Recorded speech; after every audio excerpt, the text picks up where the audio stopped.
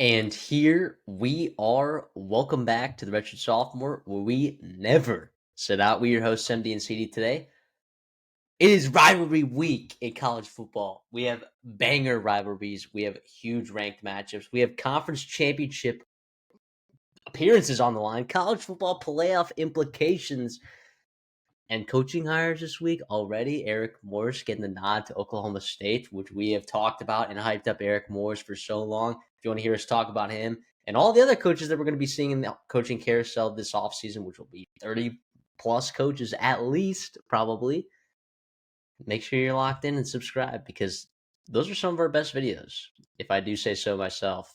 Like when we deep dive into those coaching staffs and the coaches and their hires, where they've been, what they can do, their potential there at the respective programs. So I am very excited to talk about those in the future. But we have college football now. So CD, I mean, season kind of blew by. I mean, it really did. It no doubt. I mean, it always does, man. But this is, I will say, this is the best week of the year of any sporting events. I know March Madness has its own thing. I know the NFL draft is one thing, and Super Bowl week, yada yada yada. No, this is the best week of the year, starting from tonight, Tuesday night when we're recording, all the way through Saturday. So much is on the line, not only for conference races, but for playoff races and for pride, man. Rivalry weekend. So much is going to be happening. You're going to have coaching changes, recruiting battles. You're going to have fights and whatever. You saw flags getting planted last year. It's going to be awesome. I can't wait. Appreciate you guys tuning in for us to see what we got to say this week in Rivalry Week 2025. Also, too, we want to hear what you guys are thinking about the teams we're previewing. Let us know your favorite team, how they're going to do this week against their rival, and all that good stuff. We love hearing from you guys. We love the sport that we've been getting on this channel. Make sure to like, make sure to subscribe, make sure to comment and share all those good things. Keep helping our channel grow. Keep keeping us connected with you guys as well as we go throughout this college football season. Georgia is going to Georgia Tech. Not that far for travel, and a lot less. Well, I guess there's still quite a bit on the line here. We don't know. I guess we haven't seen the new college football playoff rankings yet as we're recording this, but it seems like Georgia Tech probably on the outside looking in. But you know that they're going to be dialed in for this game. This game last year was incredible. Multiple overtime game. Haynes King in his bag. I mean, Brent Key and staff just absolutely showing out like they do in the big games. Unfortunately, they fall to Pitt last week. Just some serious mental errors early in that game. It was a game that they could have won. But you're looking at this defense right now, the way that they're playing for Georgia Tech, and you're looking at the offense and how Gunnar Stockton is playing right now for Georgia.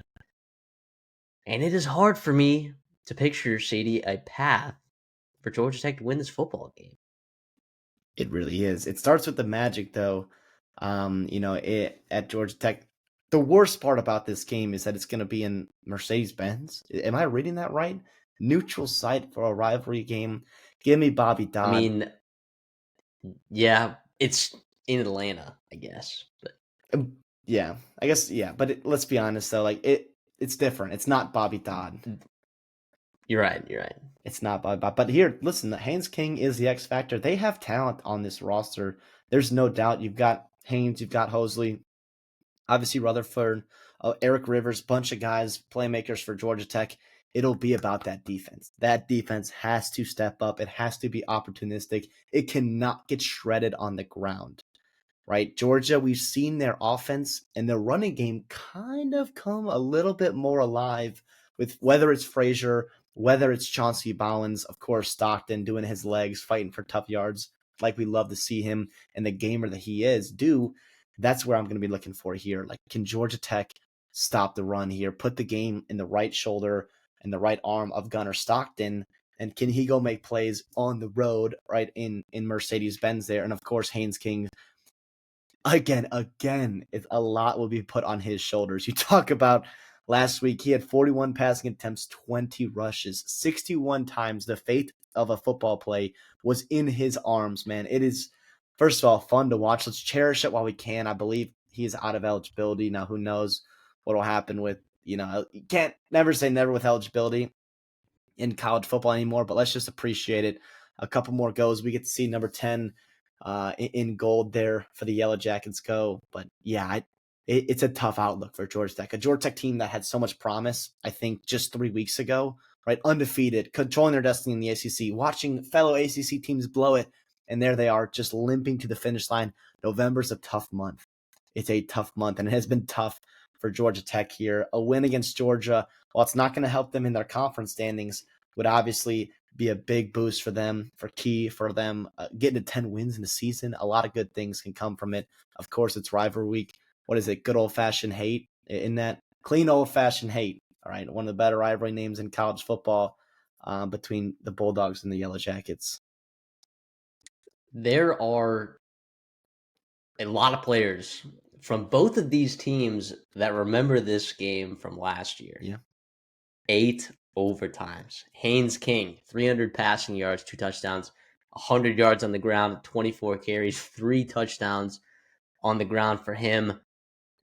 I mean, so where does this was a game that obviously people didn't anticipate that the 7 and or I guess going into the game, Georgia Tech was 7-4. Yellow Jackets going into this game against a Georgia team that was rolling at the time, making their case for the college football playoffs. It was, and also at this point, they had clinched the SEC championship, against Texas, where they ultimately ended up winning the SEC championship.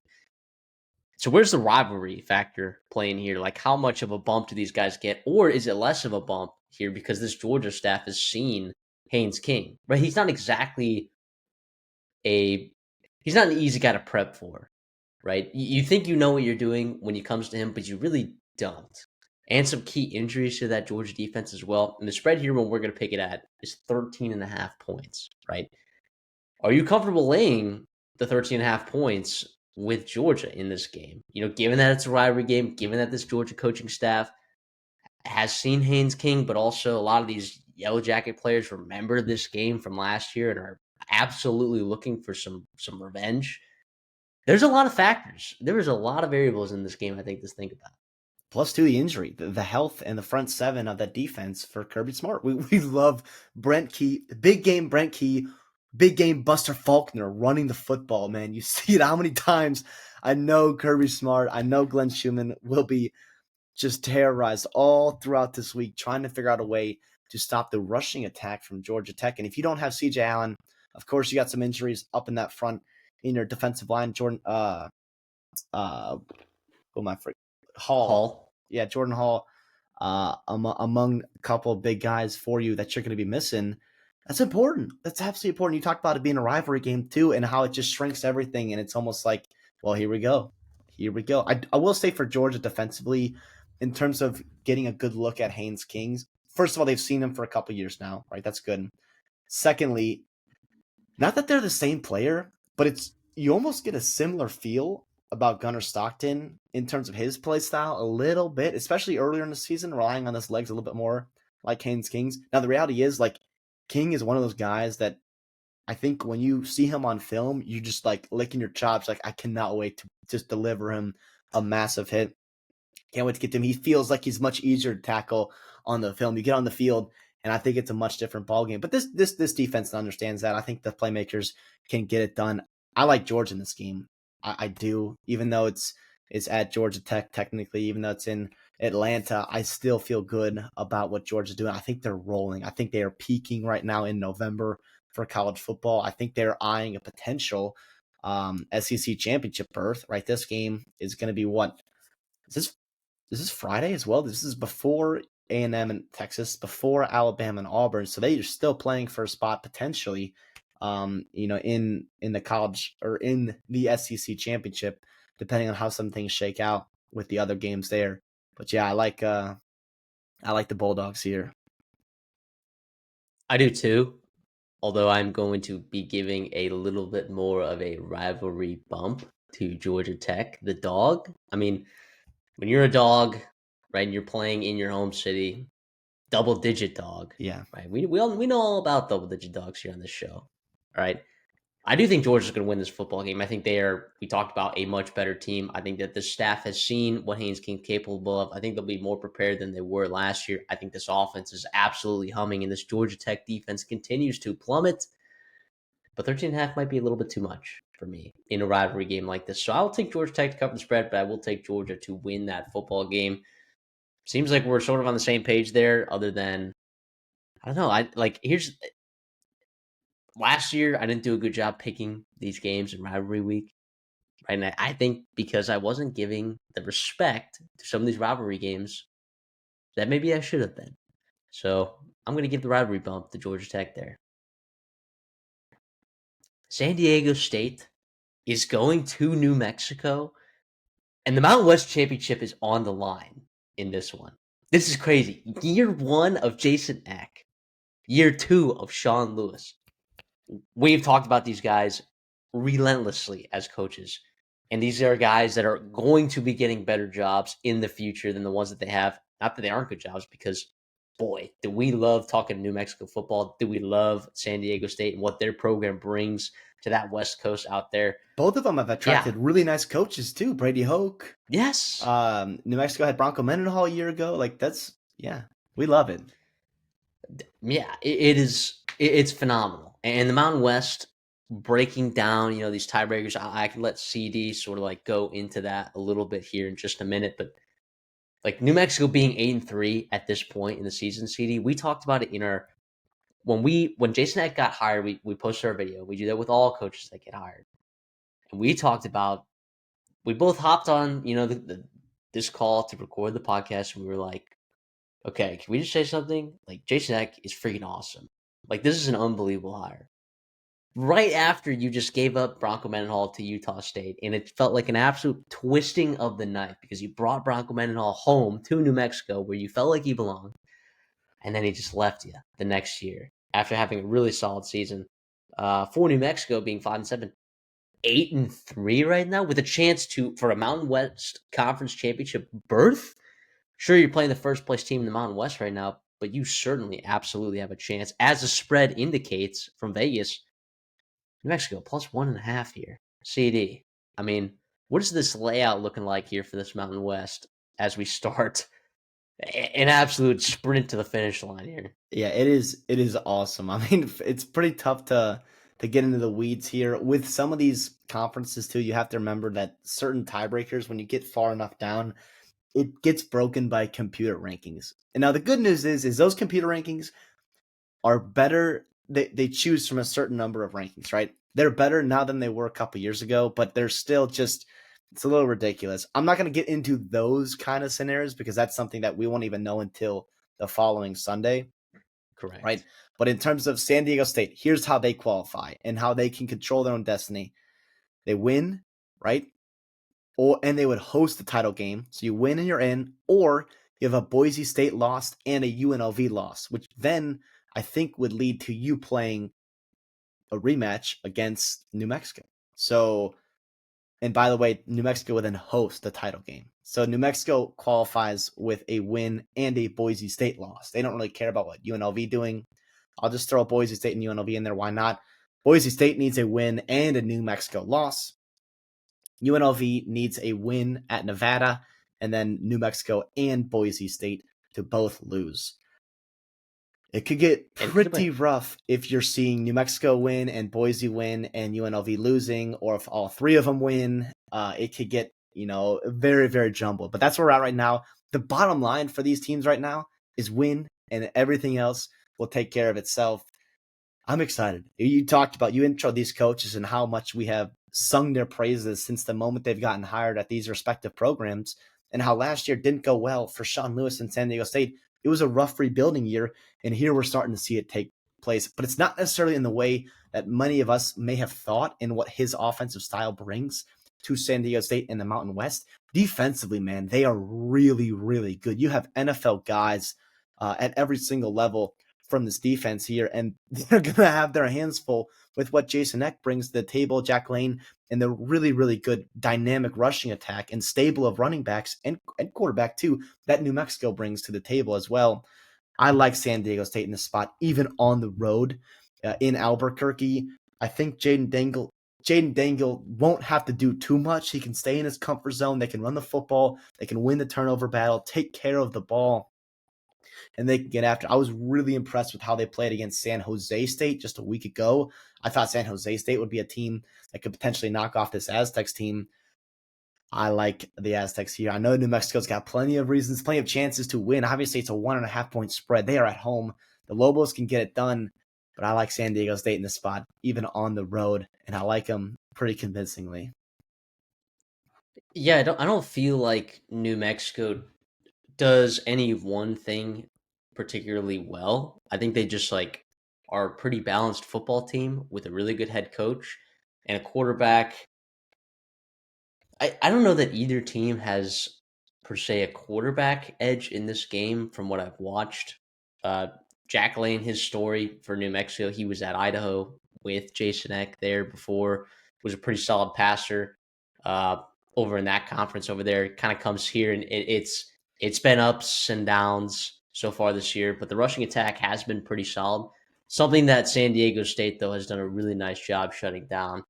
And you have NFL talent on this San Diego State defense, which is a little bit different than what you're seeing on the New Mexico side of the ball. You're looking at Chris Johnson Jr., Trey White, Owen Chambliss. I mean, legitimate like NFL guys, really impact players on that defensive side of the ball. That maybe gives them a little bit of an edge in this game. Now, going on the road, if Denegal is turning the ball over, right, like he did just the other week, like there are Yeah. situations in which like disaster could strike. If New Mexico is turning the football over or getting them to turn the football over and they've established the run game and kind of negated sort of like what you thought was an advantage for San Diego State, absolutely San Diego State is in trouble. And I don't necessarily trust San Diego State to play from behind either. If New Mexico gets up early in this one, I really like the spot. I like Jason Eck in that spot, and I like Jack Lane, just a veteran quarterback managing that football game, ground and pound, and honestly, like a defense that's a little bit better than what you've seen maybe in, of course, recent years at New Mexico. It's obviously not an incredible defense, but we'll call it a top 60 defense, which is not at the same level that San Diego State's playing with probably top 35 defense. Could we say? I wouldn't call it top 30, top 35. Is that crazy to say? San Diego State fans, but I think I'm going to be with you on San Diego State to cover the spread. I don't love it though, man. The Jason Eck factor on the other side of the field and some of the veterans here playing for New Mexico. Like, I really like this football team and I like what they've done and they've found ways to win and in close ones too. Like, they've just come out on top. So you get in a close one here. Obviously, San Diego State has had their own scraps this year, but two teams that are used to winning close games and finding ways to get it done. Yeah, I'll take San Diego State here, but not feel very good about it at all. A&M, Texas A&M, that is going to DKR to play against Texas for, I mean, the second time in over a decade. I mean, you had that rivalry kind of erased from history for those 10 years when Texas A&M moved over to the SEC. Texas years later joins them, and now we got a great matchup here because not only, I mean, Texas and their fans obviously vying for the, nine, not actually not all of them. I'll say that there's a handy lot of Texas fans that are, I think, understanding the reality of the situation and not going to do that mental gymnastics to get to that 9-win playoff appearance that you've seen in past years. I think, but this game though still means a lot. Like, this rivalry means a lot to the state, to these players, these coaches, to the fans. And Texas has a chance to ruin it for A&M. A&M, unblemished season right now, 11-0. They've played fantastic football for a lot of the season. Still feels like that they haven't really put together 4 quarters of football all year, as crazy as that sounds. And if Texas A&M loses here, like, they're not going to be in the SEC championship. They will be left out. They'll be in the college football playoffs and probably host a playoff game. So you can look at it like a win-win from that perspective if you're a Texas A&M fan. But yeah, Texas could absolutely spoil A&M's chances of making the SEC championship, which would be their first SEC championship appearance. And I mean, Texas A&M hasn't won a conference championship since 1998. It's been a long time We were double-digit underdogs against Kansas State team. Crazy game, back in the day there, but this means a lot to both of these programs. And you got Texas, who seems like offensively is playing a lot better. Texas A&M figuring some stuff out. Mike Elko's second half adjustments have been absolutely incredible so far. CD, what are we looking at here? Yeah, first of all, you did a hell of a job previewing that. I cannot wait. Burnt orange, maroon and white. I mean, it is first of all awesome that they're back playing on Black Friday. I love that. That's how it should be. Good to see that the rivalry is alive and well. Even no love lost after all those years. You said they're back in DKR. I think that means something. I mean, for A&M, we've seen them go on the road this year, and they finally got the monkey off their back of just struggling to win road games, right? Mike Elko has done wonders for this program. None other, none other than winning road games, especially in your conference. We saw it, of course, Notre Dame, obviously out of conference game, but that's still a big time win on the road. Arkansas, LSU, Missouri, right? And now you get to go to Austin and DKR. It will be interesting. You've got some injury at the running back position. That's not ideal at all for A&M. Obviously, Marcel Reed, last time we saw him in the first half of an SEC game, it was about as bad as we have seen him play in a long time. And we were talking a lot through that game, and it was like, well, Colin Klein, maybe he hit it long enough, and no, man, Marcel Reed, I mean, he had a heck of a second half. I came away uber impressed with the Texas A&M Aggies. Even though they struggled to get a win, I thought it was so impressive in the way that they did do it and very encouraging, especially if things go wrong, potentially on the road early against a very talented Texas Longhorn team. I want to ask you this. Defensively, A&M has been so good. I think Arch Manning has had an underrated season, especially in the second half of the year. I think people point at the Florida game. I think people point at the Ohio State game, a couple games early in the season, especially the Ohio State game on the road against a very talented defense, right? Probably the best defense in the But country. yeah, the more and more we've seen him play, and even against Georgia, he was making plays. His receivers would let him down in certain spots. They've struggled to string together drives, struggled to score in the red zone, to get points, to capitalize. What happens if Texas can find a running game in this game? Does that make you worried as an A&M guy? Yeah, absolutely it does. I think that this defense is good enough, right, to keep them in this football game. Obviously, the injuries to the running back position for A&M haven't necessarily hurt them in the win column, but I'd say it's definitely put a damper to some of their rushing efficiencies that we've seen this year. The offensive line for Texas A&M has been absolutely marvelous this year. It has been Yeah. absolutely marvelous. It is going to be a spectacle to watch that defensive line and linebackers with Anthony Hill coming back potentially for this game Friday night. It is going to be a spectacle to watch how those two groups of absolutely unbelievable athletes come together and get physical, get nasty in that rivalry week fashion. Obviously a lot of these A&M players, almost that entire offensive line was playing in this game last year and got pretty physically dominated by a really good defensive line. If you don't think like that Texas A&M offensive line is not holding a grudge, like you are out of your mind. And Moffitt too. And Tommy Moffitt, and those second halves for Texas A&M have been like incredible. A part of that is that Tommy Moffitt effect with the strength and conditioning coach there being so phenomenal. A lot of the key success that you saw, in that 2019 LSU team and those LSU teams for years, and a lot of it has to do with him and the second half adjustments we've seen from Colin Klein and Mike Elko. Like when I look at this, like from a coaching matchup perspective, in the preseason, I absolutely would have said, okay, the coaching advantage goes to Texas. Right? You like what you've seen from Sarkisian and Kyle Flood on the offensive side of the ball for years now. Defensively, like the combo of Kwiatkowski and Johnny Nance in there, like is Yeah. really good staff there. But 2025 has played out, CD, and you're looking at what the body of work that Colin Klein has put in with this offense. It's unbelievable. It is absolutely unbelievable what he has done with this team. And I know people sometimes are frustrated with some of his goal line calls. Like, he's been absolutely insane. He's been absolutely, like, there are open receivers, and that helps when you have receivers that can actually separate. like Mario Craver, Casey Concepcion, all of a sudden Ashton Bethel Roman being a dynamic playmaker for you as a number 3 receiver. Terry Bussey can, make a play for you. Isaiah Williams made a big play for you in the South Carolina game. So I look at this game and I'm like, okay, I think A&M in 2025 has a coaching advantage, which is crazy. I think a lot of people may disagree with that.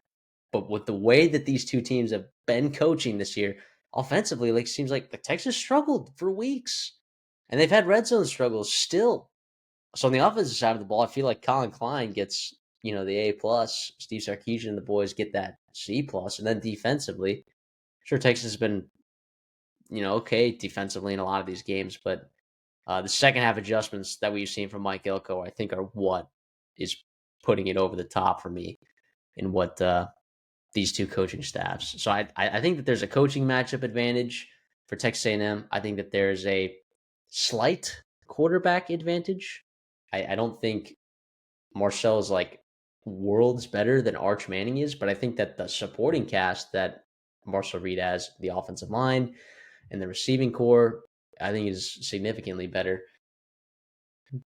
I think like your wild card here, CD, is like how does that defensive line for Texas hold up, and then how does that secondary play? Because the Texas secondary has had its ups and downs this year. It's had injuries. It's had this. It's had this. At linebacker spot, Ty Anthony Smith, will be out in the first half for targeting, impact player there at that second level. This is going to be a phenomenal game, CD. But I think it is a big deal that it's at home. I think this is a giant look ahead spot for sure. Not that's a look ahead spot because this culture for A&M, as we've seen, they've been able to bounce back and stay locked in and win the road games, things that they haven't done in literally a decade. They literally have not won a ranked road game until this season for over a decade. It's crazy. So, CD, where are you leaning with this game? You're picking at 2.5 is the line. Yeah, you said over like an overlooking game. I feel like it's more like eyes too big. Like a little bit like eyes too big Yeah, for your that's a better stomach. way to It's put it. it's more about we have a That's a better chance way to here put to it. beat to beat Texas and to go to the SEC championship. Like it's just like so much is on the line here. I don't think you'll ever get to a spot where they are going to be overlooking Texas in either of our lifetimes, right? I do want to bring up a point here. Good call. Texas's defense, right, for what it has been given credits and what its power ranking potentially has and the talent NFL wise is on it. And I think how it gets talked about nationally, I think that is a little different than what the actual reality has been in the SEC this year. You talk about Florida scored the most in a win, right? Florida beat Texas and scored the most amount of points they have against anybody in the SEC this year. Mississippi State put up 38. Vanderbilt put up 31. Now, I know a lot of that was in the fourth quarter, but still, Georgia put up 35. Arkansas put up 37. I understand that game script dictated some of those scores. And I understand that. And the only two games that you played well defensively in was Oklahoma, and John Mateer had one working hand, and it was not the hand that he throws with, in Kentucky. And it's Kentucky, and it was Cutter Bowler's like first start or whatever. It was yeah, so it will be interesting. Like if I'm Colin Klein, if I'm an ANF, I want to see him get aggressive with Reed. I understand that you believe in your defense. I understand Mike Elko is going to be like, hey, we could shut him down. We could shut him down. There's too many good athletes on Texas. They are too well coached. I think to like just limit yourself. You have Marcel Reed. He is in the Heisman talk. You have two elite wide receivers. You have a damn good offensive line. You have to use them. I think you can get this Texas defense. They will have their plays. They will have their turnovers. You will have big sacks. You will have big negative plays. I understand that. But to be aggressive, I think I want to see Colin Klein get aggressive here, right? I don't want to see him just curl up. Let's just run the football, get out of here healthy, and whatever. And we'll see you in the college football playoffs. Go in there and make a statement. Like, this is much more than just the opportunity to win an SEC championship game. This is 12-0. You have a chance to be 12-0 in the SEC in 2025 and beating your rival in Texas, recruiting, all these other things. Like a massive, massive opportunity. I understand the schedule hasn't quite been there for A&M, and I know you can point at it being like, well, who have they actually beaten? Look at all these guys with interim coaches. I still think the eye test tells you this is a really talented roster. I do want to point out though, so I think you're right about everything you just said, and I do think you're probably right. It's not a look ahead game or an overlooking spot. You're right. Maybe it is just like the moment is big, but there's been a lot of big moments for this A&M team this year, so they may be able to handle that in this situation. You got a lot of seniors, you got a lot of like really experienced college football players. You got a great coaching staff, great culture in there. I will say like when the margins get really thin, okay, and say that there's just a lot of meat on those offensive and defensive lines, and they're just mashing for 4 quarters, all right, and like you're not seeing like huge explosive plays on either side, and it's like a lower scoring game. Special teams matters a lot, KC and it Conception. hasn't bitten A&M in the ass this year yet. But you were looking across the field from you in burnt orange, and that is one of the best special teams units Yeah, from top to bottom in the entire country. It has helped them win football games. It has not helped A&M win a lot of football games. There have been some okay, definite yeah. scaries for sure from your field goal kicking unit, among other your punt unit. I think that there are definitely some scaries for you. Like when the margins get thin here, do not be surprised if the difference in this football game is an explosive touchdown on special teams or a dynamic turnover in a really bad situation. I'd say that in a game like this, I think that middle eight, I think matters a lot, and those special teams is going to play a huge factor in that. So, with all that being said, I'll do what I have done for every single Texas A&M game that we've previewed this year, and I will be fading them. I will be picking Texas to win and cover, of course, the +2.5. CD, where are you at with this one? I'm actually on A&M, and I hate to do that to you, but I I just look across at this Texas team, and just every time I watch them, I just get more and more underwhelmed. It's we're waiting for the running game to get going, waiting for this, waiting for that. It's too late now. It's been put up or shut up for a while now, and A&M has put up. I think they go into DKR, they go into Austin and get a massive program changing, not changing, program accelerating, fantastic, continue a historic kind of season for Texas A&M, put them in a chance to be a top 4 seed, top 2 seed potentially in the college football playoff with a chance to go and win the SEC championship game a week from Saturday. But can I see this here real quick? Last thing on this game, it's like it's not a short week, but it kind of is. It's the Friday night game. Like, is that going to be? Is that something that's even a factor? I understand both teams have to play for it. Both teams kind of had and it like actually Texas had Arkansas last week, but I mean, I think if it is for some reason, I think we would find out in the fourth quarter. and that probably leans A&M with the way they have moved bodies I and would agree. yeah. And the way that they've been pretty healthy, like for most of their units, outside of their linebacking core and running backs, like it's been a pretty healthy A&M football team all season long. Less so for the Longhorns. Arizona going to Arizona State in an absolute duel here. Jeff Sims, Noah Fafita, Brent Brennan, Kenny Dillingham. We got some serious action right here. All right. Arizona is playing phenomenal football right now. They are playing unbelievable. This Arizona State football team is pretty good.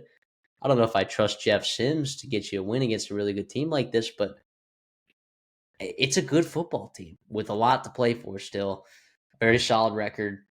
And Arizona on the other side, man, like the changes that they were able to make to the offensive line early in the season, the way that they were just replenish. Brent Brennan looking at himself in the mirror saying, I didn't hire the right coordinators last year. Let me go fix that and get some new ones. He does. And guess what? Here we are with Arizona.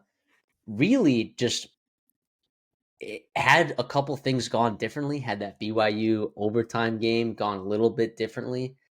Uh, we could be having a lot different conversations about this Arizona Wildcats team in terms of their postseason expectations.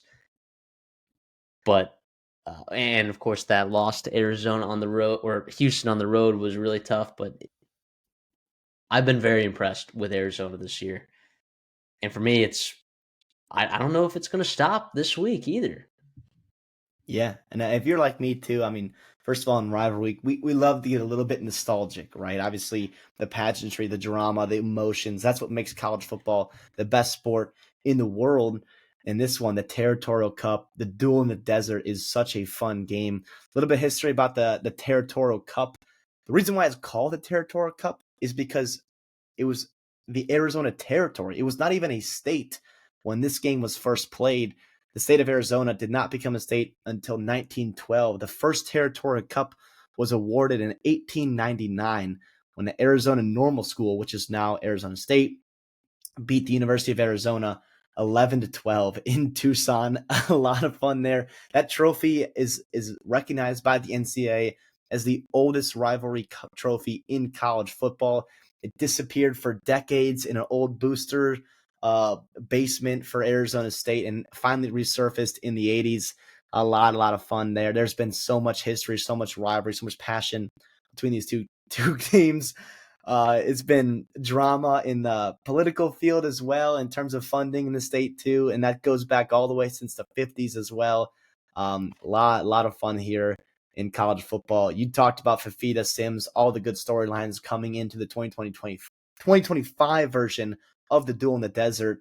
Talking about some scenarios with Arizona State, they are still alive in this Big 12 hunt here. So it's a massive game, not only for to play for the Territorial Cup, but also for Big 12 playoff conversations between these two.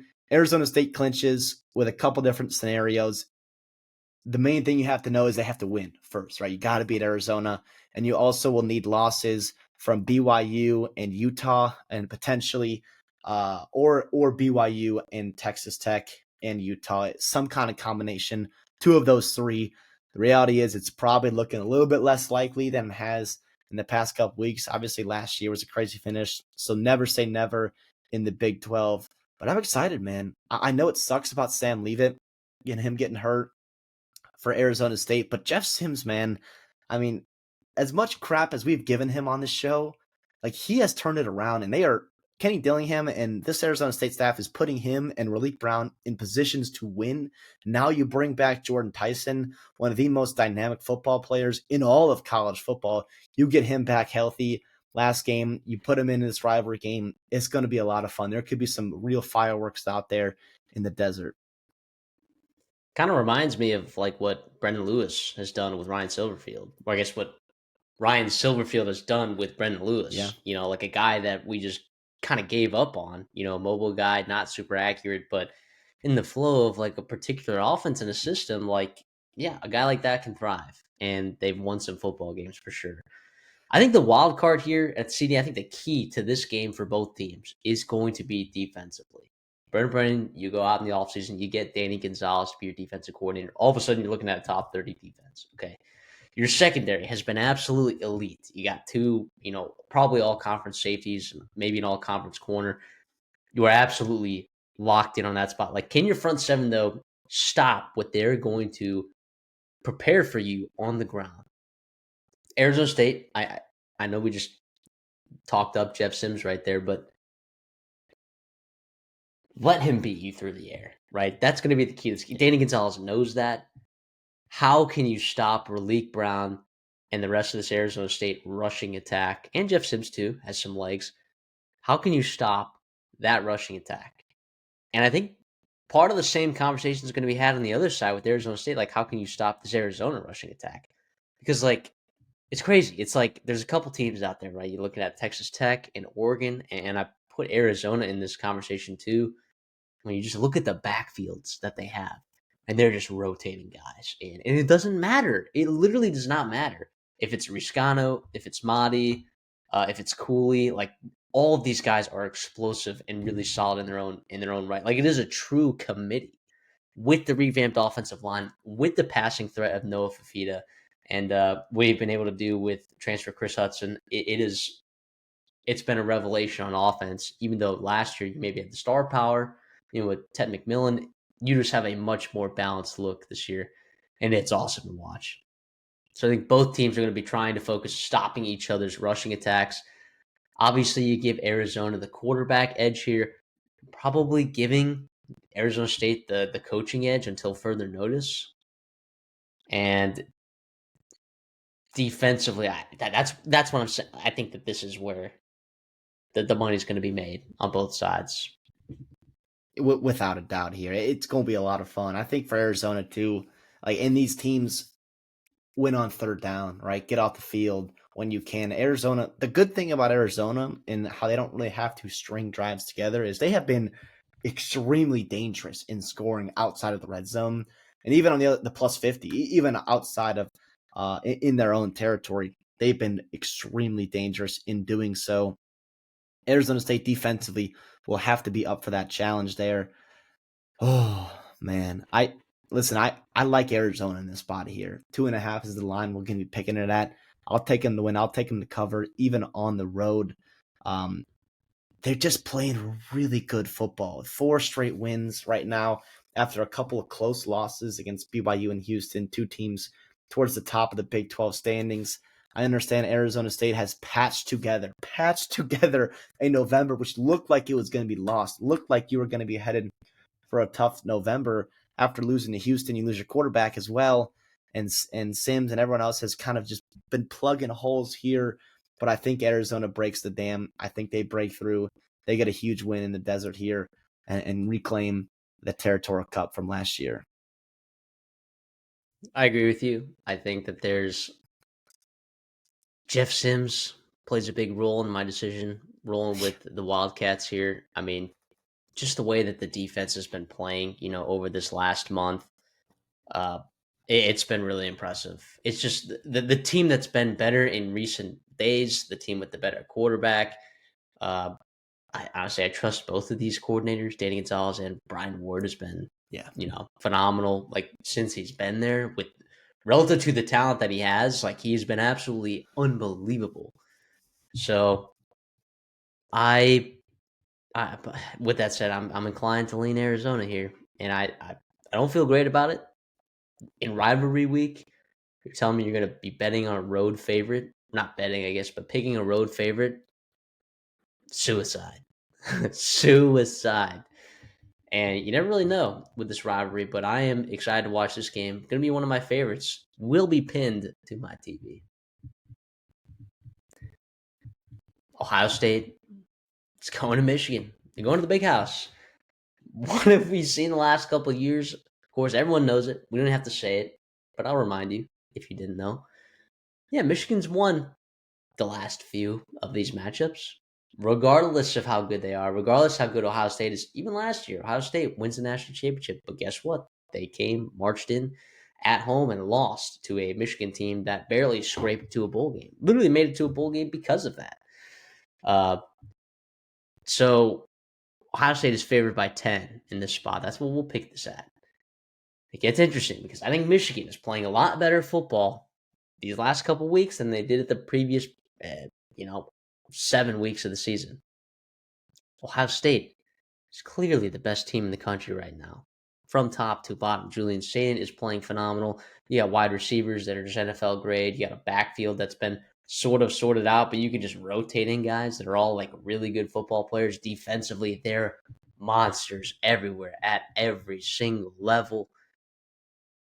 But you say all those things, and it hasn't mattered in this rivalry. And you're going on the road to the big house. CD, what are we looking at here? I mean, it's the game, man. It's the game. You almost have to throw everything out. Logic.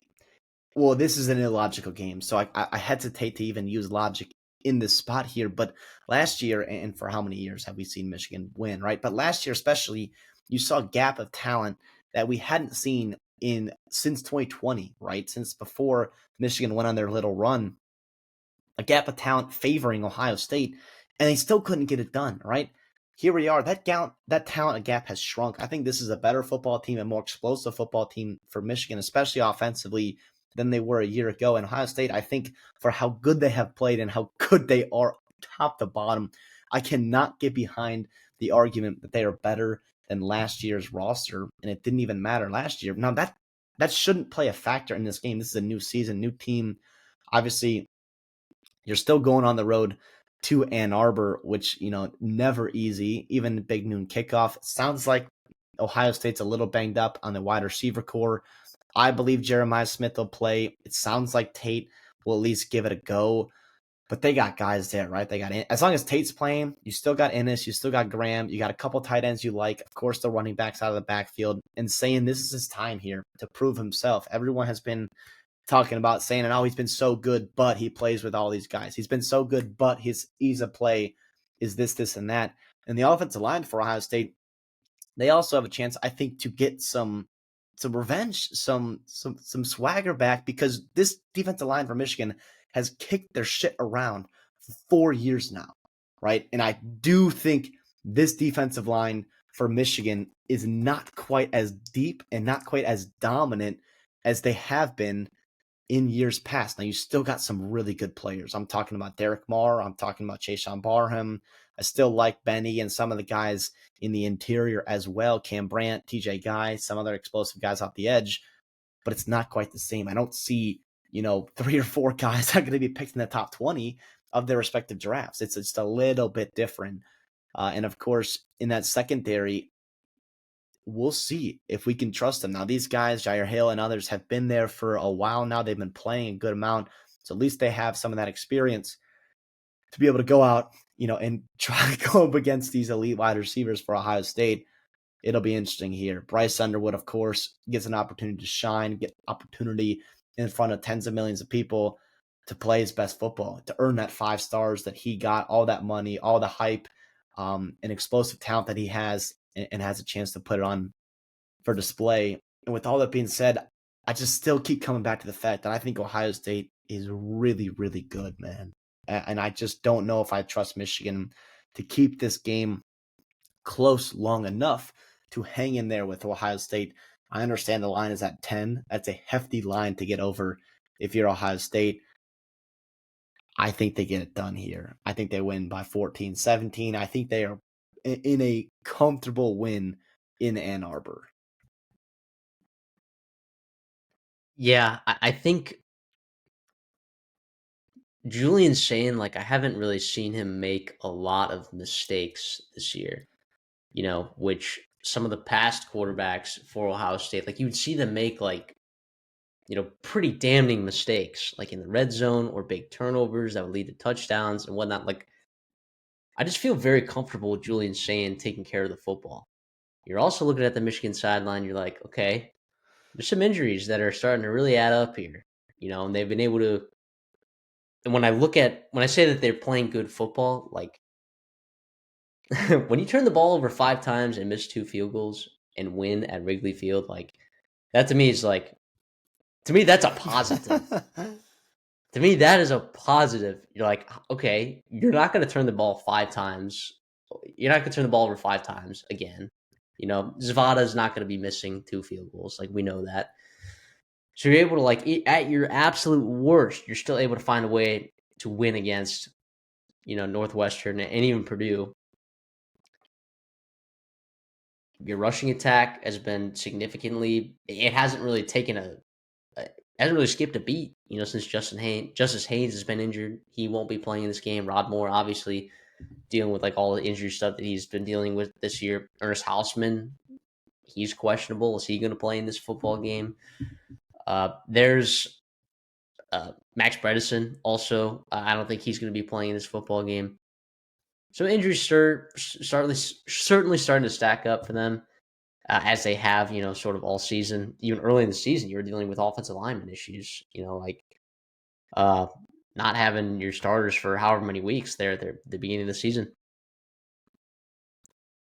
I think I'm with you here. And I was with you last year when we took, this Ohio State team to absolutely blow out this Michigan team a year ago. Like a And the year 20 before point that, spread. I believe. The year before that, I believe I also took Ohio State in this game. Like, it's never ending for me taking Ohio State in these spots, but I will do it again. I will lay 10 points with you. It just feels like it's their year, It really does. That's year Like, 3 of saying that. What? I know. Okay, Last year I really felt good about Ohio State. Like, I felt so at good about least to Ohio State win at last year. home, you have a dominant roster. I do want to ask you this here, and let's play a little devil's advocate, because I have seen teams, fan bases, committees, whatever, like, rip apart other top teams and their schedules. Indiana is like, oh, outside of Oregon, who have they played? A&M. Oh, outside of Notre Dame, who have they played? Nobody in the SEC, blah, blah, blah. Texas Tech, whatever. Ohio State, I think we need to look at this Ohio State schedule a little differently. And I think it might, especially if Michigan really gives them a run for their money. You go back and look here. Of course, Texas, that's a nice win. I'm not going to discredit that from you. I do not think it is in the top 10 or 15 of best wins, maybe 20 best wins of college football. I think a lot of teams in the top 10 have better wins, maybe one or two better wins than that just alone. At Wisconsin, at Washington, at Illinois, sure, that's not terrible at all, but those teams are no world beaters either. And then you're beating up on the bottom of the Big Ten. Wisconsin, Purdue, UCLA, Rutgers, Minnesota, and of course Penn State was a different team, when they were playing them than even they are right now, or even than they were back in September. So it will be interesting. And for a couple quarters there, it was an interesting ball game, The to whole say the half, least. the first half, yeah, and then you kind of flex your muscles in that second half. But I think we could see ourselves in the third quarter being like, okay, well, Michigan is pushing them around a little bit. And here we go again.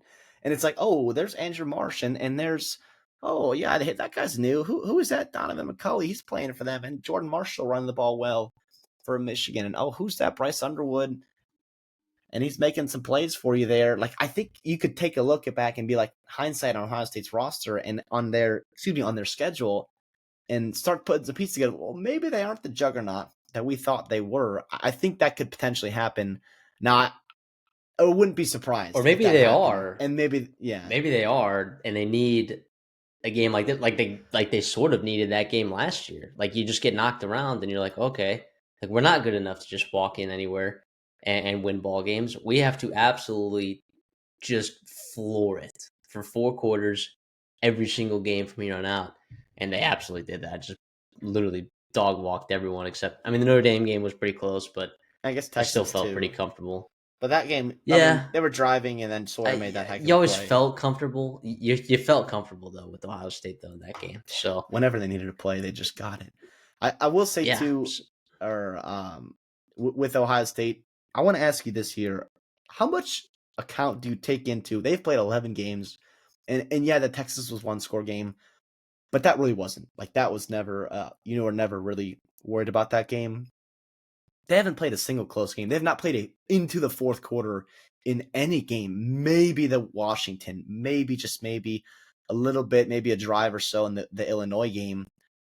But like, is that something like how much does that matter? I think team to team that matters differently. And I think a program like Ohio State is probably more equipped to flip the switch, I think, and just be able to play a 4 quarter game. But is that something that's crossed your mind at all? Or is that something worth thinking about? I know it's tough because you can't quantify that, and you literally have no idea if that does or does not make any differences in any games, but just interesting there. or the idea that Ohio State is, a lot of their key players not as banged up as some of the key players for Michigan. You know, That's probably more the ability so. to be able to rotate and the way that you have all year to not be worn down to uh, in a lot of those games, there's also a lot of confidence, that you build from those games as well. Like, so I see both sides of the coin there. I guess we'll have to just see how it plays out here. I'm excited for this one for sure. I am nervous though that Bryce Underwood will not have a good game, and I think that there will be some finger pointing at him potentially being the reason that they lose this football game. When in reality, you're just playing against the best defense in the country, Because he was a frankly. coordinator. He's just sitting there licking his chops right now, thinking about playing against an 18-year-old kid who's done fantastic. I think we've seen him level out a little bit, like that, like a lot of true freshmen do. That happens to just about everybody except Trevor Lawrence. But yeah, He's still making mistakes at this point in the season, absolutely. But I think you're right. It's gotten a little bit better, so we'll see. But I'm with you. Ohio State, Lamb. Miami goes to Pitt in. I mean, you want to talk about keystone games in college football in terms of football weather. football weather, college football playoff implications. Miami, you know, We're talking Miami, Florida is going to be playing in freezing cold Pittsburgh. Oh my goodness. That's real. That's real. I mean, literally, it was not until you pointed it out to me, CD, this week that I was ready to lay the 6.5 with Miami. You're like, Literally, what? I was ready to lay it. I was literally It ready can't to be under lay a it. And touchdown. It can't be under a touchdown. I'm like, there's no way this thing's under a touchdown. Mason Heinschel, I like what they're doing. Pitt coming off a good win, but like, really, we haven't seen Mason Heinschel play defense like this. And when he did against Notre Dame, it wasn't like the best thing. And I don't know. I just think Miami's a lot better football team, but like, the weather has to play an impact. It has to play a huge impact in this football game. I mean, they're practicing it. Like the Panthers are practicing in it, right? Yeah, I mean, if you're Miami, you played at West Virginia at Virginia Tech last week, but it was beautiful. It was 50s and 60s. It was absolutely gorgeous. You haven't seen nothing like this. I think the SMU game, correct me if I'm wrong, it was some gross weather in terms of rain and some delay or some kind of gross weather. But you brought up an interesting point off air though that everyone's looking at this from a negative side for Miami, and it's like, uh-oh, here comes the cold. Here comes the cold. They are a physical football team. They are a team that can lean on you. And maybe it's not the worst thing in the world that they are forced to run the ball with their 240-pound running back and take the ball out of the hands of potentially a turnover-prone quarterback. Like, hear me out, right? Like, that is that crazy to think that the Hurricanes maybe No, it's not. and Mario Cristobal, a guy, obviously Miami 305 kind of thing, but maybe he's understood that you're going to have to win games in November, December, and sometimes it's going to take cold weather to do so. It's not going to be on my best bets, but I will be taking Miami to win the game, and I will also be taking them to cover this 6.5 right here. I just think Pitt offensively, okay, like, are you going to be able to move the football against this defense? Can you generate the explosive plays that you did against Georgia Tech? Will you be able to Mason Eichel? Like, I'm not sure for how well he's played. And by the way, love him. Love him. Love his future there. Love that he's with Cade Bell. I think it is an absolute marriage over there. Yeah. Okay. But I have my doubts and concerns about his ability to, and it's not necessarily like him. It's like it's his supporting cast and like what kind of defense that they're going to be playing against this week. Like, are these receivers going to be open? Is this offensive line going to be able to hold up against them? You mentioned it a couple weeks or last week when we previewed Pitt. I mean, how many top level defenses has Mason Heinschel have to go against? Like one against Notre Dame, and it did not go very well at all For the whole offense. So, yeah, the whole offense just completely stalled out. So this Miami defense, when you look at, I mean, all three levels, you're looking at it and you're like, yeah, this is one of the best defenses that Pitt is going to be playing all year. It is I mean, Notre Dame's defense has gotten a lot better this season, so I guess I'll leave it up to you guys whether you think Miami's defense or Notre Dame's defense is better. But either way, like, this is one of, if not the best defenses that Pitt has played against or will play against all year long.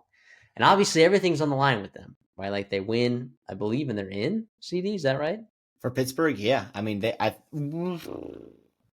I'm under the impression that SMU is winning and I don't think Virginia is yet, but I can look at that up real quick, see if there's. Well, either way is like when you're walking into this football game, there's a chance for Pitt to make the ACC championship, which means that there's also a chance for them to make the college football playoffs. And it's not like you're going to be going and walking into the ACC championship game and playing against a team that you can't beat, right? This game is tougher than any opponent that you're going to be drawing in that ACC championship. So, I mean, boy, I'm looking at this and I'm laying it with Miami. I'm sorry. Do I think Cade Bell is phenomenal? Yes, I absolutely do. Do I think Pat Narduzzi is a silly goose? I absolutely do too. I love me some Pat Narduzzi. All right. This to me screams, like you said, ground and pound Miami. Mason Heinschel looking absolutely terrible, even at home. Now, if you are able to generate some explosive plays, say Pitt is able to run the football in any sort of meaningful way, like, yeah, you start getting really nervous if you're Miami or a Miami fan. You start getting really nervous. We talked about like the implications for Pitt. Like everything is also on the line for Miami here too. Like this is a resume builder for them. Like they are scratching and clawing, right? And Miami fans, probably rightfully so, seeing Notre Dame, ranked in that top 12 and being like, wait a second. Like, what do we have to do? Two lost teams, and one of them beat the other team, and you're leaving the other one out? Yeah, I get that. So maybe style points matter here too, right? You got Vanderbilt breathing down your back as well, Utah breathing down your back as well. Vanderbilt's playing against a pretty decent Tennessee team. That's a resume builder for them. And they're playing them, I believe, on the road. So yeah, as underdogs. So you're looking at this game like this is a very important game for Miami as well. It isn't just a Pitt trying to make these championship game. This is Miami. I mean, sure. I don't think that there's a scenario that Miami can make the ACC championship. Maybe Virginia loses. So I get into that right now, actually. So Let's Pitt do and it. Miami, neither of them control their own destiny. The only two teams that control their own destiny in the ACC is Virginia and SMU. Those two teams need to win. Now, those two games, Virginia and Virginia Tech, SMU Cal, and then the other important game, which I'll get to, is North Carolina and North Carolina State. Those are all Oh, I see. those are all in the prime time window. We're talking about 7, 7:30, 8 o'clock starts. This game, Pittsburgh Miami, is a noon start. So Pitt, if they get a win here, they will turn their attention to either Virginia or SMU and neither need a loss by either one of them to get in, right? Then if you're Miami and you get a win, then all you need is a win or a loss of Virginia or SMU, but you also need North Carolina State to beat UNC to then boost your conference winning percentage cumulative schedule higher than that of Duke, assuming Duke gets a win against Wake Forest and Jake Dickert. I think the scenarios get a lot more Which is a lot to confusing, which assume. is a lot to assume. The scenarios get a lot more confusing after that. It seems like every single ACC game could matter in terms of conference winning standings and all that kind of fun stuff. So we love the ACC. The ACC has been good to us. We've been good back to it. This game is awesome here. I like Miami in the spot. I think they're going to win. I think style points will matter. To me, when the committee is going to be breaking down who should and shouldn't be going, you have these talking heads everywhere, blah, blah, blah, who should be in. I think everyone right now, the sentiment seems to be, Miami has to go up to Pittsburgh, and they're gonna go. They got a tough spot there, as Mason Hines showed. It's cold weather, all this stuff. Mark Cristobal in November, and they're discrediting Miami and talking up how this is going to be a tough matchup for them to go on the road against Pittsburgh. And I think when Miami goes and then potentially flexes their muscle against Pittsburgh, they get a win there. I think people are going to forget about what just happened and what they were just talking about and how impressive this win actually should be considered for Miami. And it might end up biting them in the butt. So I think if you are here saying that Miami and Pittsburgh look out, or excuse me, Miami look out because Pittsburgh's coming for you, I think you have to be there later on when Miami gets a win and give credit to where credit is due for the Hurricanes here and Cristobal. Now, Cristobal in November is terrifying. It's absolutely, it's been awful. It's been like borderline unacceptable for the University of Miami, Florida, right? Miami University of Miami, Florida. Yeah. Which one? Yeah. The U. The U. It don't matter. Give me the Hurricanes to get a tough win, and I think a good win and a style points win against Pittsburgh. Bet you didn't think we were going to be talking about the CUSA today. All right, because we have, I mean, everything on the line here. Western Kentucky travels to Jacksonville State. Did you know Charles Kelly is coaching Jacksonville State right now in his first season? Yeah, that Charles Kelly. Yeah, yeah. Shout out Charles Kelly. I mean, you knew he was going to get talent in the door, right? You knew that he was going to. I mean, he's been in the state of Alabama for how many years? Like you knew that was probably going to be a good spot for him. We've talked about him a lot of times. We made a video about him, a while back. He looks like he's doing pretty good right there. And you win. Either one of these teams win. And you get the opportunity to play Kennesaw State in the conference championship game. I love it here. I love it. You got Western Kentucky where it's like Tyson Helton. It doesn't matter who's freaking playing quarterback for him, right? Unless it's his nephew in a bowl game, right? But if it's his nephew in a bowl game, then you just get the opportunity to see Caden Veldkamp come out in the famous Toaster Bowl. Famous Toastery Bowl. I don't remember what the name of it's called, but that was an electric game. So Western Kentucky is 2.5 point favorites right here. They, when you watch them, are probably the best team in the CUSA from top to bottom. Really disappointing seasons from a couple CUSA conference opponents, including Liberty. I mean, what a brutal fall from grace for them, for a team that should never be out of the conversation for a championship based on the resources that they have and the money that they have. They should never be out of the conversation this time of year for the CUSA championship. But here we are. Here we are. CD, what do we like about this matchup here? Yeah, well, first of all, you got a couple. You talked about the coaches and the importance. This is also a rematch. I don't know if you said this, a rematch of last year's Conference USA Championship. So of course there'll be some bad blood. Last year we saw Jacksonville State absolutely pummel Western Kentucky, and of course there's big time implications in this game as too. Jacksonville State will qualify to the conference championship with a win, right? And they would host the title game, or they need Kennesaw and Missouri State to both lose. And Western Kentucky essentially just needs a win. And then if Kennesaw State loses, then they would be the host of that game. It gets pretty tricky, I think, in terms of who they will be playing, but yada, yada, yada. The important thing is for both these teams, it's win and in. And that's exactly why we're previewing this game.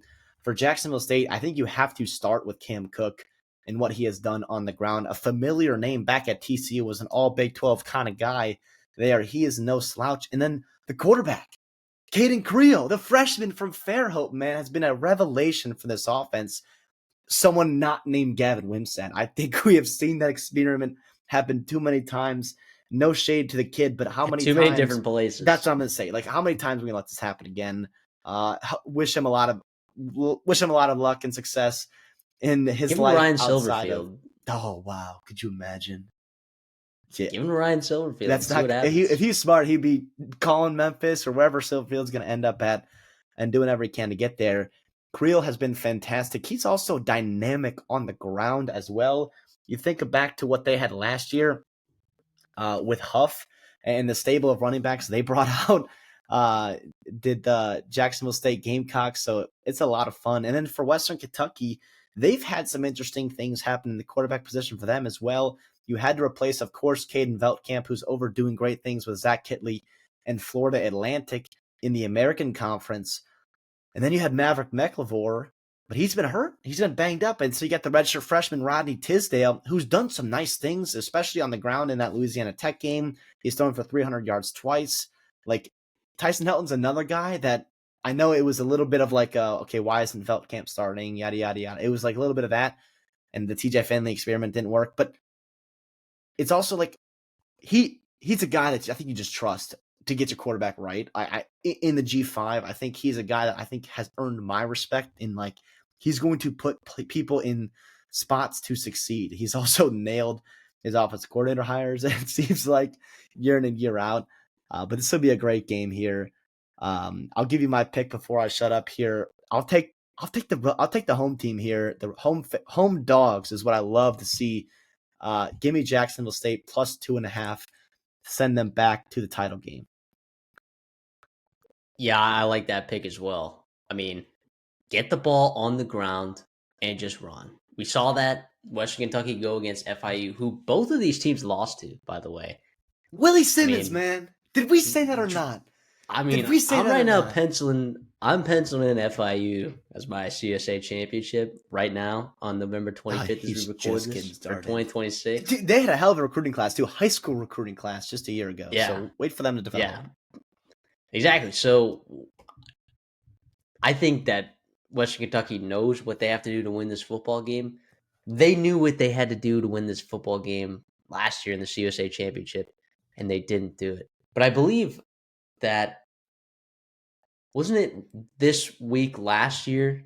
Western Kentucky won that game, and then they rematched, and then Jacksonville State blew the doors off of them in that game. So it is weird how like things could play out like that. But I just think that like this Jacksonville State, Caden Creel, Cam Cook on the ground are just going to be unstoppable. It's going to be 200 plus yards. Can you get enough stops on the defensive side of the ball? I don't love your secondary. I don't love that you're giving up explosive plays. I don't love your second level at all. But I just think that like you got one team that throws the ball pretty effectively but has a backup quarterback against a team that is not very effective against the pass. And you got another team that's incredibly effective on the ground against a defense that's not very effective stopping the ground game. In a lot of games, you've seen this. Obviously, like LSU can't literally just can't run the football against anyone. Like at this point, if you can't run the ball against Western Kentucky, like what are we actually doing? LSU, like it is actually very embarrassing. But I mean, I know that FIU game was over a month ago, but it is still pretty scarred in my brain. And I just see this game playing out a little bit more like that potentially than a game like against Delaware where you were on the road and found a way. But that was with Maverick McIver, right? At quarterback, they're finding a way to win there and hold on in the fourth quarter from a storming Delaware Fighting Blue Hens team. But yeah, give me the Gamecocks plus 2.5, and give me them to win straight up at home to clinch themselves a conference championship game against Kennesaw State. And who would have thought? Like if both Kennesaw State and Jacksonville State win. I mean, two very new CUSA members that came in uh, within the last 3 years, and they're here at the top of the conference. I mean, it is very impressive. Both teams seems like they've got their coaching hires right. There's some really good coaches in the CUSA CD, with the exception of like maybe Sonny Cumby and Come on, Derek come Mason. on, Who's not come doing on, so well. Or Tony come Sanchez, on. maybe. Although he's not doing terrible relative to some other coaches in the past there, but uh, Jamie Chadwell. yeah, Jamie it's Chadwell needs to be on that list too. Yeah, Jamie Chadwell. You're not going to a bowl game at Liberty in this conference. Unbelievable. Fireable Actually, offense. unbelievable. I not that I want to get seen fired, but the other thing too, like the CUSA has done, the conference as a whole has done a great job pivoting when their conference got plucked by the American because the American got plucked by the Big 12 and that chain reaction that happened.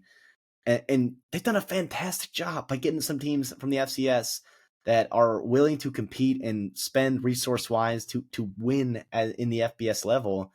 And obviously it's easier to win now in the CUSA than it has been, maybe 6, 7, 10, 12, 15 years ago. But boy, oh boy, you talked about like they've done a hell of a job pivoting. Couldn't be more happy with how the CUSA is playing out this year.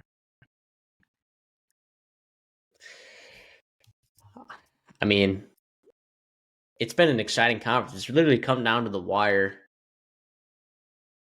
You know, these last 2 years, a lot of these conferences are, man, every single one of these G5 conferences is just coming down to the absolute wire, man.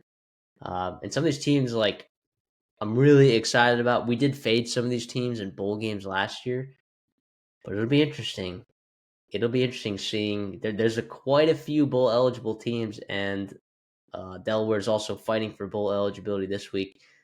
I think it'll be really interesting to see some of these guys in bowl season. It's doing about Delaware. They're gonna need some, I think, some luck with some teams not With the qualifying, AC, and yeah, then they'd be with next in line, and then the APR people can go with 5 wins. actually, it'd probably be Missouri State first, and then Yeah, Delaware. But you never know, stuff can happen. Vanderbilt is going to Tennessee as 2.5 point underdogs. Boy, I mean, Vanderbilt is knocking at the door of the college football playoffs. Vanderbilt in 2025 is knocking at the door of the college football playoffs. I think this Tennessee team is a little bit better than people will have you believe. So I think that this is a giant resume builder. for a Vanderbilt team that already has some pretty impressive wins this year, and Diego Pavia playing really good football, man. He had a great coaching staff, a great quarterback, and a supporting cast, the best of which we've seen at Vanderbilt in years since, the Jordan Rogers, Jordan Matthews days, with James Franklin at Vanderbilt. What was that 2011? Like, this is the best supporting cast we've seen in a decade, more than a decade. In Tennessee, of course, I mean, people are going to be disappointed with the season. I think that injuries played a pretty key role in that in your secondary, and it's going to continue to play, a pretty significant role. Where are you at with this game, CD? Yeah, it sucks, man. I've been waiting to see Jermon McCoy and some other guys get healthy for Tennessee. Good to see Wendell Moe back on the offensive line for him. I mean, we saw him flex their muscles in Gainesville. You got up 31-0 early and you just kind of cruised. That would be nice if it would be just that so easy there. But Knoxville, I think, will be bumping. Obviously, playoff SEC, that's not necessarily in the cards here after a couple close losses to Georgia and Oklahoma. But you got to tip your hat here to this Tennessee staff to pivot the way they did after a tumultuous offseason, right? I mean, how many teams, like, we love the offseason. It's just the eternal optimism is this like, oh, here we go. We got better. Our recruiting classes, like our portal, our coaching hires, everything like, and you're hearing their practice reports. Nobody had a worse, quote unquote, worse offseason than Tennessee did in terms of what happened. And they've pivoted and had a heck of a year, I think, and a chance to like cap it off with a heck of a win to beat your rival, to knock them out of the college football playoffs. It would be awesome. And of course, for Vanderbilt, the darling of college football, Clark Lee and everything he's done. Of course, Diego Pavia trying to fight for more eligibility. But at this point, let's just enjoy it while we can, because what he has done to Vanderbilt football, the SEC football, is just turn it on its head and give life to Nashville as a college football town. A lot will be on his shoulders. A lot will be on the shoulders of Joey Aguilar. I think whichever team has success running the football with their running backs, I'm looking at Deshaun Bishop, Star Thomas for Tennessee, and for Vanderbilt, can they have success on the ground? And can it just be more than, what Cedric Alexander, who's kind of died off recently, and some other guys have given them, I think, in recent weeks? Can they get it done? And of course, defensively, you talked about like both these teams have had struggles, and of course, Vanderbilt, maybe it's because of some injury, maybe it's because of talent wise in terms of athleticism matching up against some of these better teams in the SEC. And for Tennessee, it's a little bit of depth issues as coaching as well. And here we go. I think it should be pretty exciting. This will be a game that will be a lot of fun to watch because I think it has a chance to be explosive, with the way these offenses go, of course, with how Pavia changes games in just an instant, and then Heupel and his offense and what they do with chunk play after chunk play. If I had to pick one here, I like Tennessee in this spot here. I think at home is a big deal. I think, not that they're playing for, anything, but I still think this game means a ton for them. And that's the worst part about the playoff and the whole stigma and, propaganda that certain companies and media outlets have driven to some of these games in November, or if it doesn't correlate to the playoffs, or if your team's out of it, whatever, it doesn't mean anything. I think it still means a ton to both of these rosters, but I still like Tennessee in this. I'm gonna fade you. I'm gonna roll with Vandy. I think like the explosive plays, whenever Vanderbilt is able to generate explosive plays through the air with their weapons and Diego Pavia, they win Yeah. games. When they're not able to do that, they don't win games. This is, example A Yeah. of teams in the SEC that you can do that against, where you can have success throwing bombs, scheming things up, right? You got one of the better offensive coordinators in the SEC. I mean, there's a load of them up at the top there, but they're doing a really nice job over there in Nashville. And I don't think going on the road, while it is tough at 2:30 start, it's going to be absolutely bananas there. I do like Vanderbilt in this spot. I mean, your two losses obviously came on the road, but you went into Williams-Brice and you absolutely blew them out. And this is another opportunity. You went into Virginia Tech, you went into Blacksburg, you absolutely blew them out. Those are two teams that have been susceptible to the explosive play at the second level. And when you're able to do that, you weren't able to do that against an Alabama secondary that was really good. You weren't able to do that against Texas in the first half. I should say first quarter of that game. But eventually, it kind of opened up there, just kind of like too little, too late for them in that one. I like Vanderbilt in the spot, man. I think we'd obviously be having a different conversation if Tennessee was healthy in that secondary. We'd be having a much different conversation because I think Tennessee would have, maybe had a couple more wins than they did if they had some of the elite talent that they were supposed to have there in the secondary completely healthy. But with that being said, the conversation being had amongst casuals saying that Josh Heupel is on the hot seat. What kind of conversations are we having? What are you watching? What games are we watching? Josh Heupel loses Nico Imalieva, right? Who in hindsight is not amazing, but takes Joey Aguilar, who was pretty good in the Sun Belt. He was one of the better quarterbacks, upper echelon of quarterbacks in the Sun Belt, but he was by no means the best player in the Sun Belt. Yeah, you throw him into this Tennessee offense, and oh wait, you're a top 4 passing offense, you're a top 4 scoring offense in the entire country. You have a couple NFL receivers that weren't necessarily getting the NFL looks that they are now. Oh, and by the way, with the threat of the arm, it's opened up, help you open up this run game, especially in the second half of the season. Yeah, unbelievable job by Josh Heupel in this staff to get Joey Aguilar ready for the season. Didn't have a spring or anything like it. Just unbelievable job. I think by both of these coaches, and I think they're both getting rewarded by what is a very important game, very important rivalry game against two ranked teams with, Tennessee obviously playing for a better bowl game, and Vanderbilt playing for the college football playoffs, maybe, but we're as fans gonna be rewarded with absolute fireworks in this one.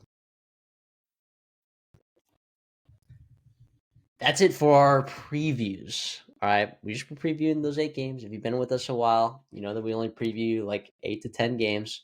So we're just gonna do that. We're gonna head over now to our best bets. Okay, where last week we're starting to heat up a little bit. I had a 3-1 week. CD had a second straight winning week in a row. Going 3-2. We both missed on Southern Miss. The whole country missed on Southern Miss, man. The whole country did. What? And by the way, they almost won that game. Late in that game, like the Dude, the Braxton had like explosive plays 400 that they yards passing or something yeah, well, ridiculous. yeah, part of that was game script, but it just I would do it again. All right, I would literally do it again. So, uh, let's see. I got 5 bets for us this week. You, I believe, have 7 for us.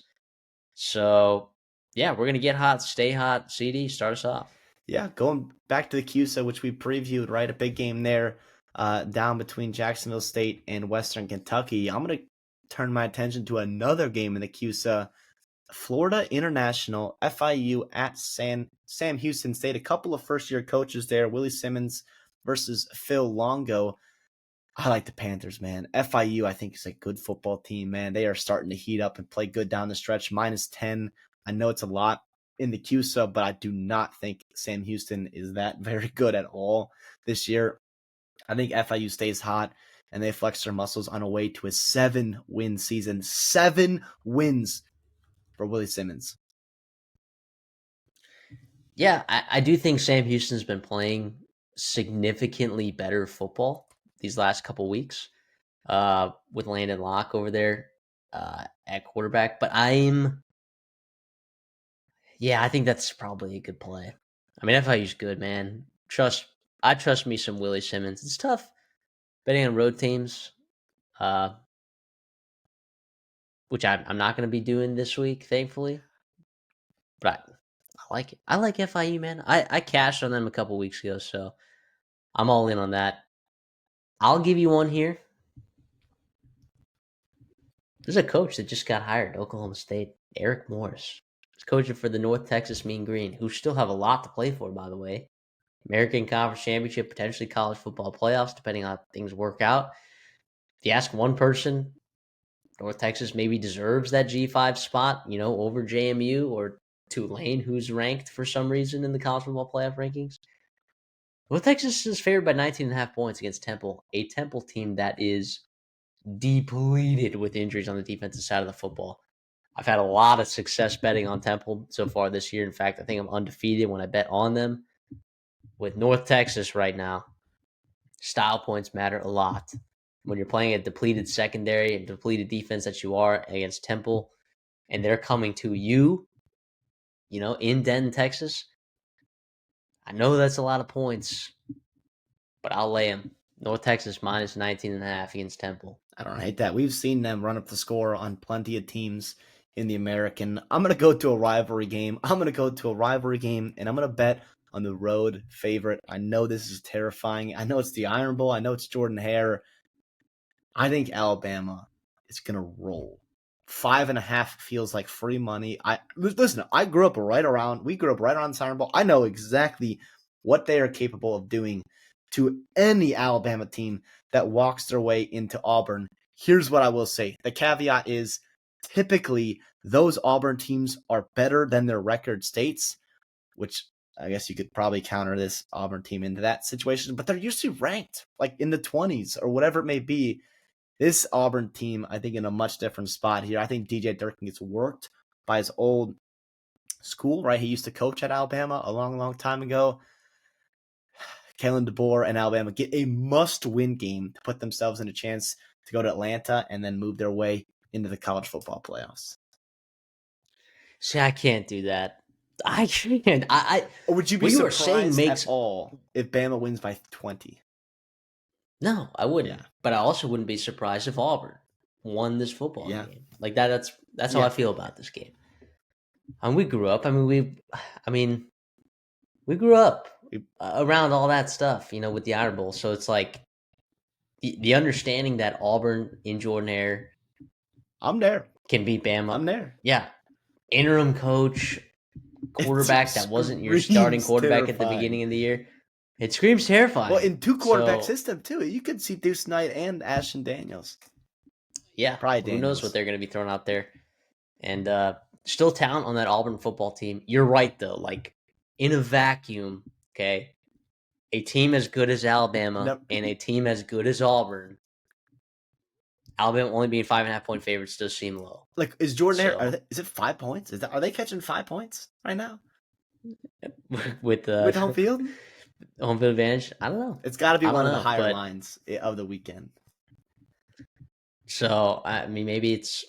Yeah, I don't even know. Because I feel like Alabama's power rating didn't necessarily go down a lot with all the Oklahoma game because it was all turnovers. So, I'll say I like it, but I will not be there with you.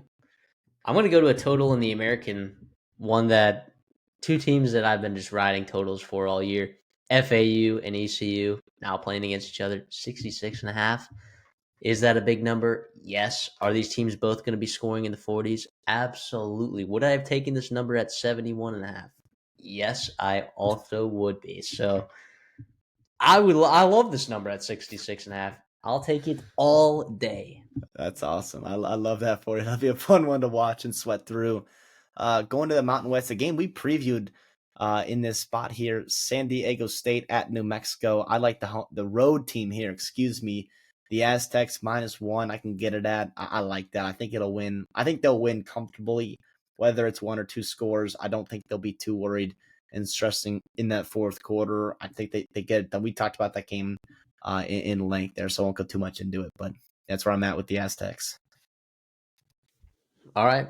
I picked them to win as well, so I'm there with you. Just won't be with you there laying actual dough on it. What I will be laying dough on is the Roadrunners at home in a conference game. 7.5 points against an Army team that I am not particularly high on.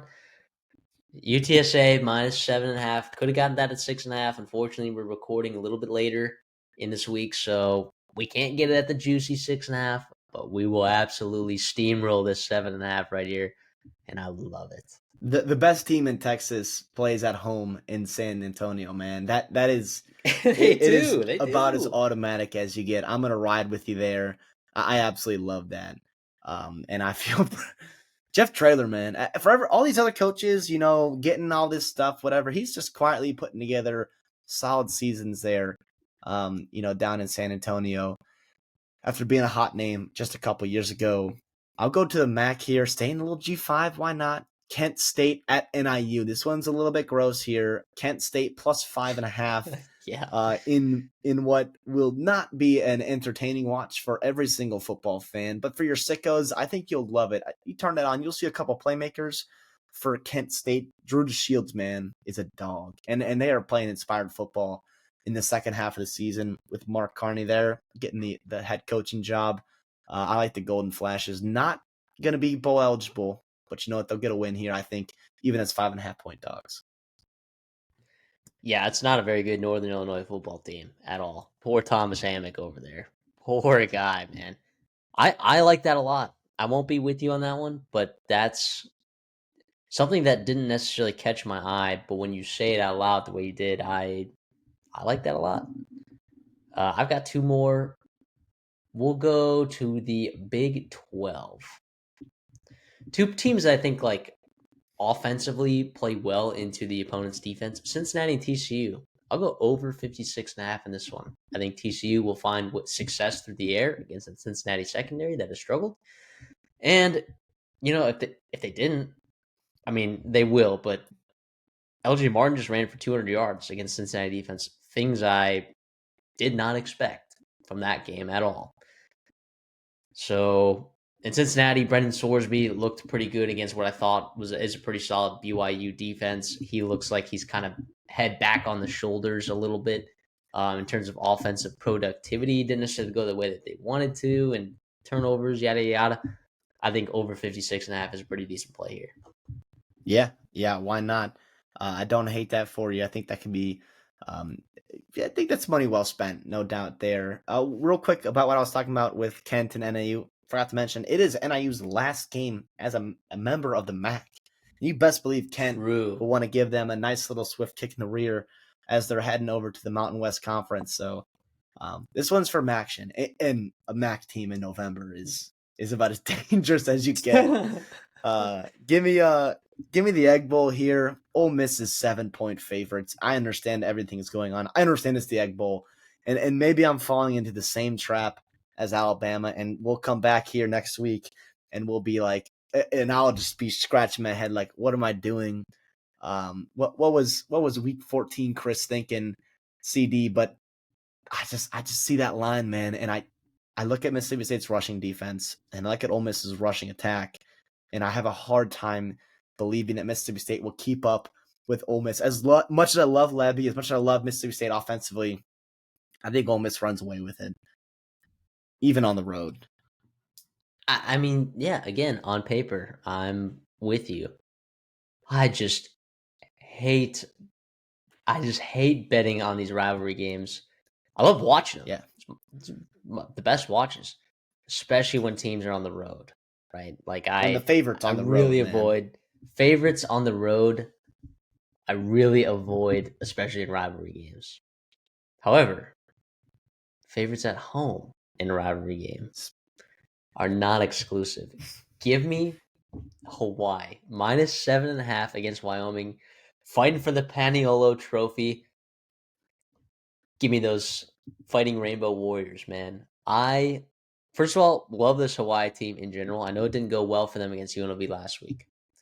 Obviously, you have an All-American slot corner shutting down Bufele Ashlock.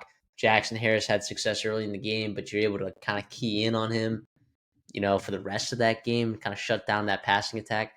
I don't know that Wyoming is going to be shutting down Hawaii's passing attack the way that UNLV did. And I don't know that Wyoming is going to be moving the football very well against this Hawaii defense. Hawaii at home has won by double digits in conference every single game this season so far. I don't love this Wyoming football team. Give me Hawaii minus 7.5. This was at 10, by the way, earlier this week. 10. Yeah. And I would have taken it at 10.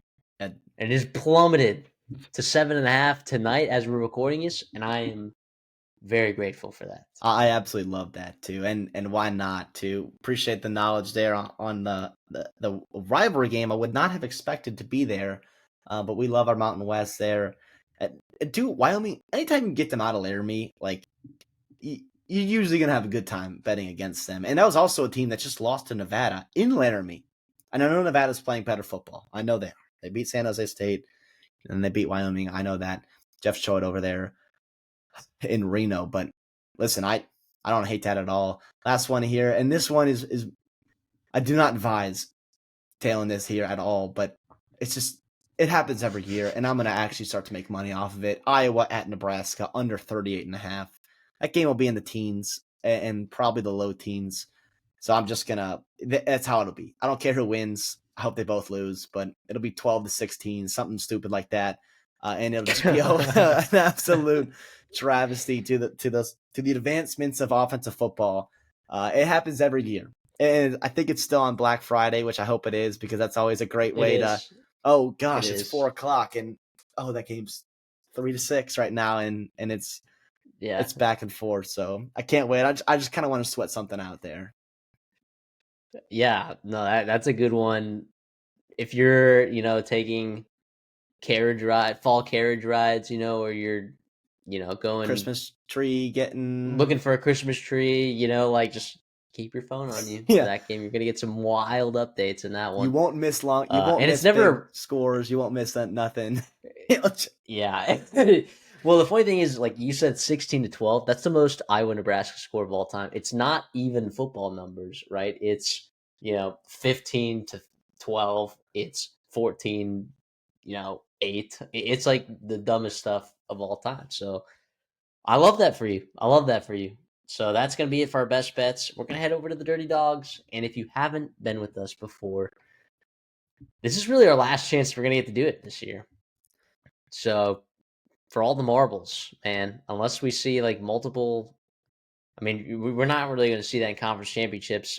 Maybe The Big we'll do some 12, Dirty Dogs for bowl ACC, games. But yeah, you're not really. maybe the MAC, depending on who. No, not the MAC. But see, we also don't want to force it either, right? Yeah, yeah, and Like, that'll be just by default too. so That's not yeah. So the spirit of that's Dirty not the Dogs. spirit. The spirit of the Dirty Dog. If you guys haven't been with us, we take double digit underdogs and we just freaking take them straight up money line. All right, that's what we do, and we've had quite a bit of success. If you were to tail all of our plays this year, you'd actually have made money. Last year, you would have also made money. So you think to yourself, "Oh, we're 10.5 point underdogs or favorites on the road." Like you might not be safe. Okay, you might not be safe. So, and because CD absolutely cashed on one last week, Tulsa plus 310 against Army, team that I'm betting against next week, you're going to have the ball in your court right here. And you've actually locked up a positive season regardless of what happens this week. So, pat on the back for you, CD. I am going to have to win one of these in order to stay positive on the year, but you are for sure locked in a positive season here on the Dirty Dogs once again. So, what do you got for us? Your first play. Yeah, I'm in the MAC here. I'm going to one of our favorite first year coaches, Matt Drinkall, over in Central Michigan.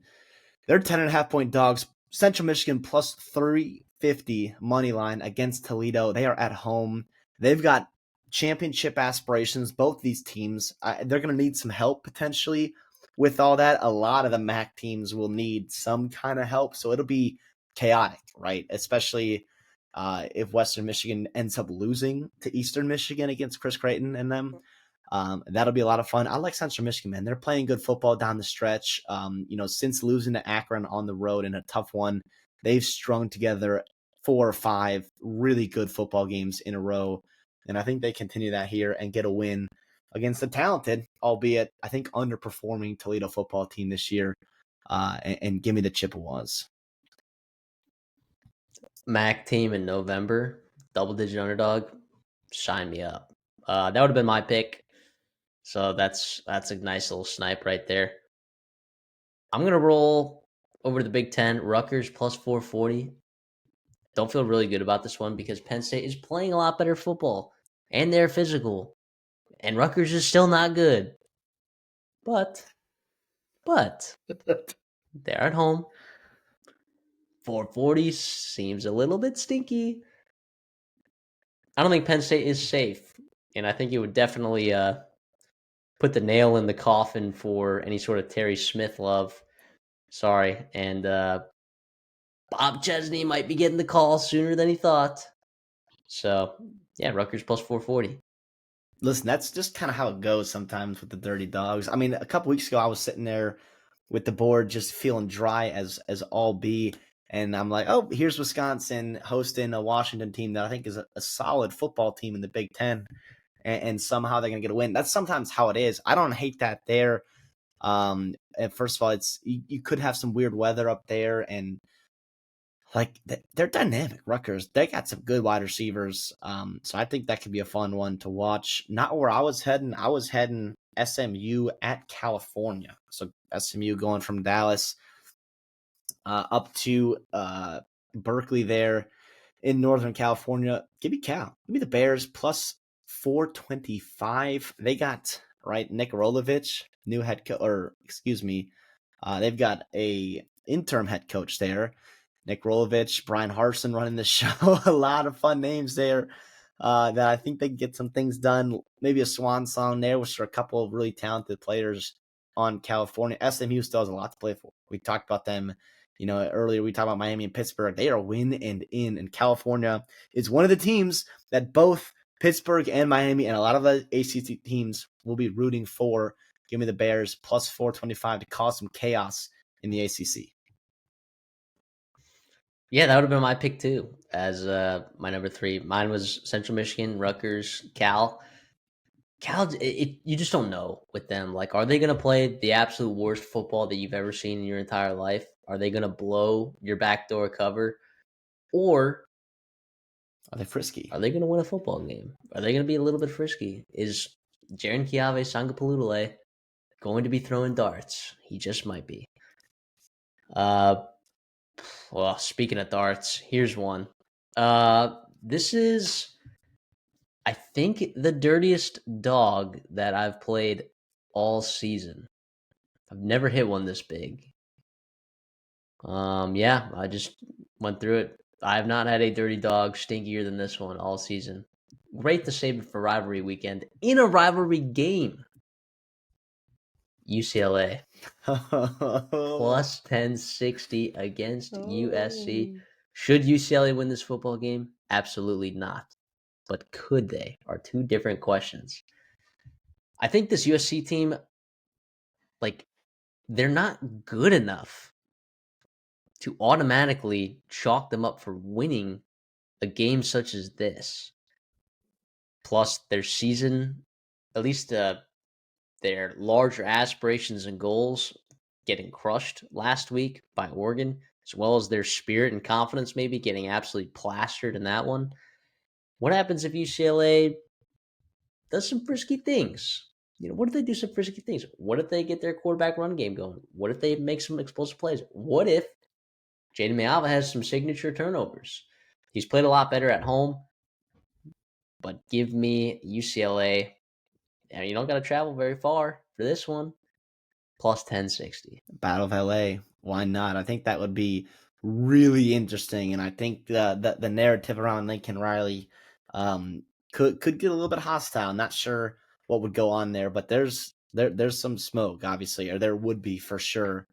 It would be incredible, and at that point, you're looking at the UCLA head coaching job, and you're maybe like, well, what are we gonna do here? Are we gonna stay in house or get an outside hire? Would be awesome. You get an outside hire. Yeah. And it's not a guy that you pull off the street and throw him in front of a Big Ten podium at Big Ten media days, and he just stinks. What a garbage hire. We said it too right away. It was just not a good hire. It was lazy. It was just lazy. That's what it was. It was like, oh, Chip Kelly gets hired away. Let's just he was on the staff, whatever, alumni. Let's just boom. And players like him, yeah, got to be better. Cool. Got to be better than that. Got to be. Give me. How about you pluck someone from the Mountain West? There's a lot of good coaches out there. There's a ton of them. I mean, you got Dan Mullins over there, uh, Jason Eck, Sean Lewis, Spencer Danielson. There's a lot of good coaches for one small region. That's going to do it for us in our Week 14 Rivalry Week preview. Thank you all so much for tuning in. We appreciate the likes that you give us. If you're interested in following us for some more content in the offseason, we'll be getting busy too. Bowl season, I mean, who does it better than the Redshirt Sophomore during bowl season? So make sure you subscribe for that with notifications on. And if you like the content today, like the video. That's all we ask. It's just a simple rule that we got around here. And give us your dirty dogs for the weeks, your best bets, who you think's going to win these rivalry weekends, and anything. Because we interact with you guys in the comments. I love doing it. So good or bad, love arguing. No, I don't always argue, but appreciate you guys for supporting us for sure. CD, anything for us on the way out? Yeah, appreciate you guys as always. Enjoy the week. Like I said at the beginning, best week of the year. Enjoy the family, enjoy the food, all that good stuff, and travel safely if you are doing so. And enjoy college football responsibly. And we'll see y'all in the next one.